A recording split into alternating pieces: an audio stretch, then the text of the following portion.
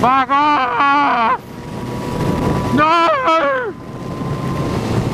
No, no, please not my undies, no, no.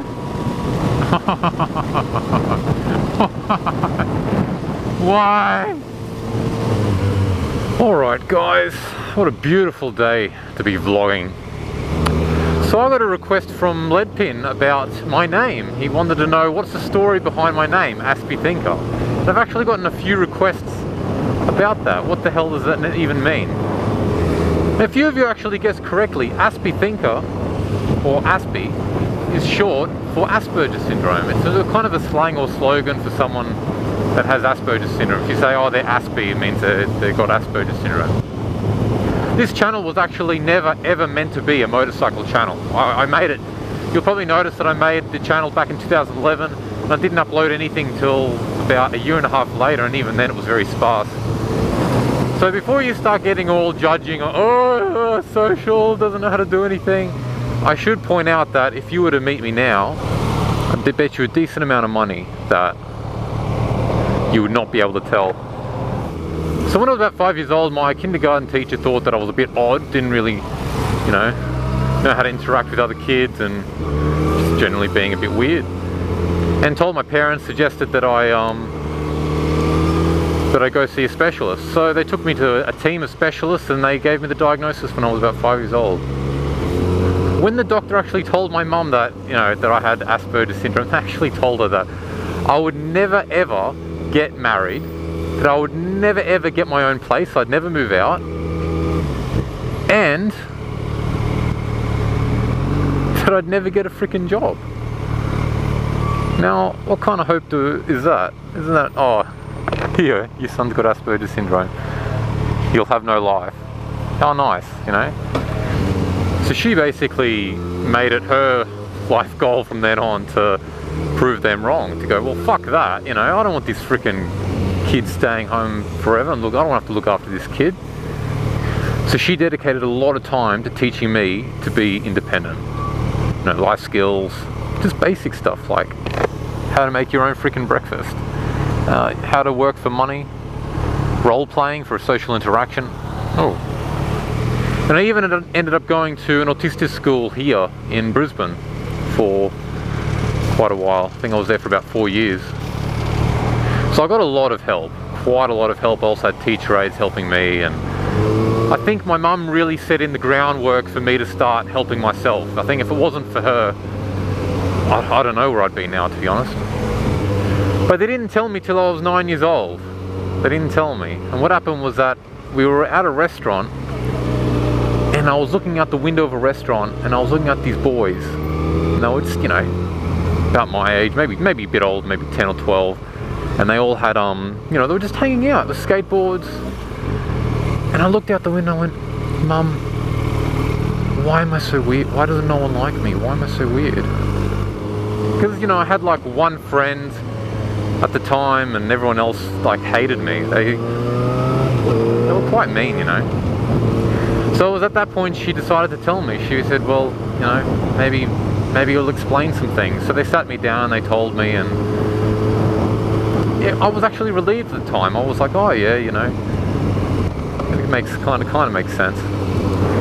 But it still didn't fix it. I was still a weird, I guess a freak is what I thought. Everyone would call me abnormal, weird, and I felt it. I really did.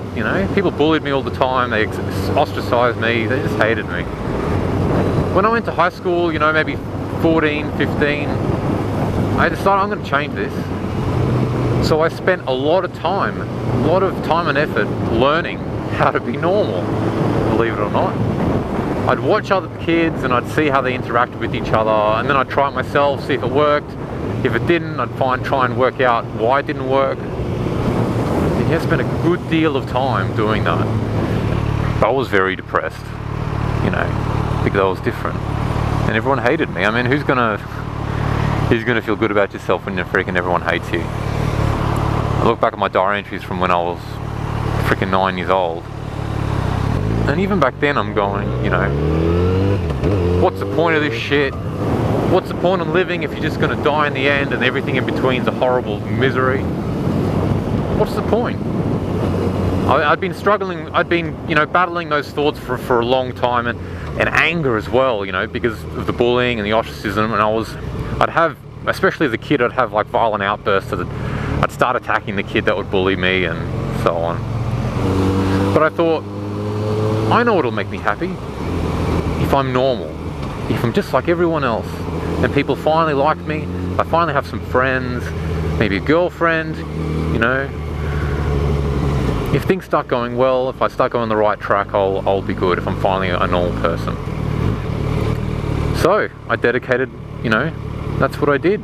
I made a list for myself. I said, if I get this many friends, if I get this many female friends, because, you know, that seemed to be cool, you know, and I really did master these skills. I became, don't want to sound arrogant, but I became charming, you know. I knew how to talk to women. I had girls asking me out. And the last thing on my list was to get a serious girlfriend and, you know, become intimate. And I thought, if I finally do all those things, I'll be normal.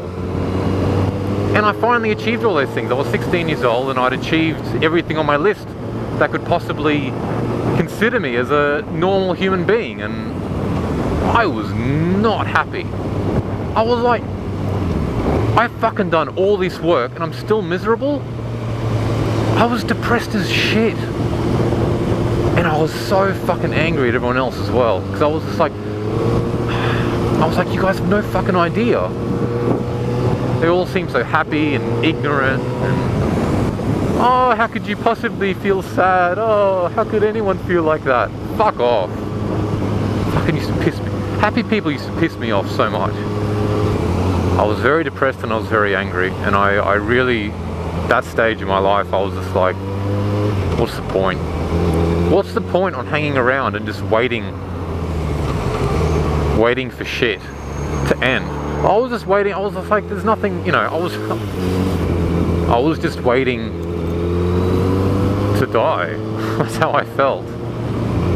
And I really was going to do it. And I felt so, you know, I felt so depressed and so angry that I really wanted to kill myself, but I also wanted to kill everyone around me. I really, really, really wanted to do that. Even my friends, like, and I felt guilt as well for feeling like that, you know, like what kind of normal person wants to feel like that? And while I was feeling that down, my girlfriend at the time dumped me. Actually, her brother is a subscriber of mine now. You know who you are. But that was kind of the icing on the cake, you know. I was already feeling really shit, and then she left me, and then I was just like, no, that's it. So I ended up getting admitted to the adolescent mental health ward for suicidal and homicidal ideation. And I was in there for about 2 weeks. Man, no. No, my undies, no! No! Why? I was already feeling emo telling my story. Why? Oh, fuck. Oh, sorry, it's gonna have to get muffled now because this is shit. Oh no, my undies! Fuck! Oh, oh, the pain. The emotional and physical pain. Man, this is really bad.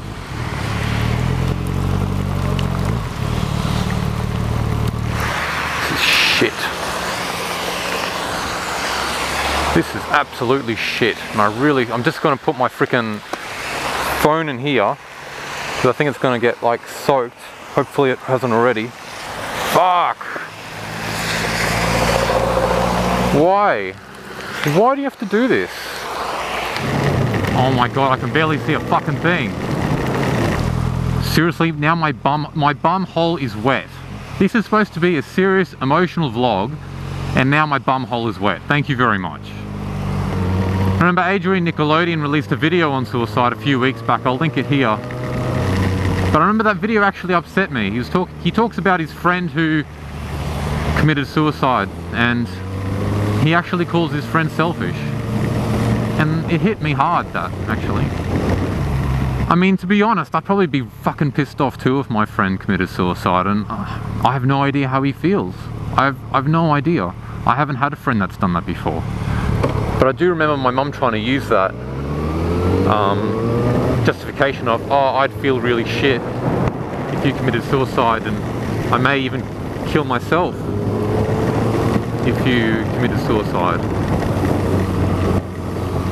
And I remember when she told me that, I didn't give a shit at the time. I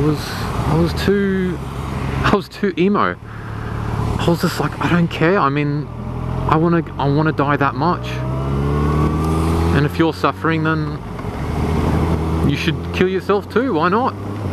That's the mentality of a suicidal person. Not saying it's right, and I strongly disagree with it now, but it's just so that you can, I'm just trying to I hope that you can understand where, you know, where people who are suicidal come from. It's a darkness that no one understands unless you've done it yourself. Even I don't know, because I'm still alive here breathing today.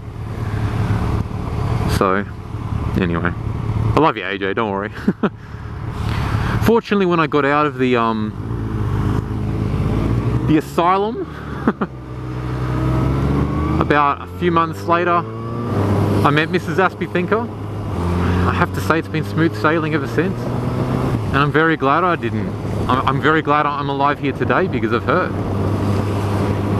I would never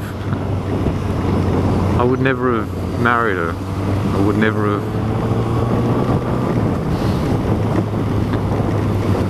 If you're feeling depressed and emo now, I plead to you, please talk to someone. Talk to your friends, talk to your family. You'd be very surprised how appreciative they are of you talking to them. Or talk to a suicide line in your area. In Australia, it's Lifeline. I'll put a few other links up because I'm not familiar. I don't know them off the top of my head. But you know, these are people that volunteer on the suicide line, so they're doing it because they actually give a shit. And be patient. You know, it looks like nothing will change, but you never know what's around the corner. It can get better. Anyway, thanks for watching, guys. That's my story. I know I don't do many vlogs, so thanks for sticking around, and hopefully you're happy, Leadpin. Hope you enjoyed the story. See you guys.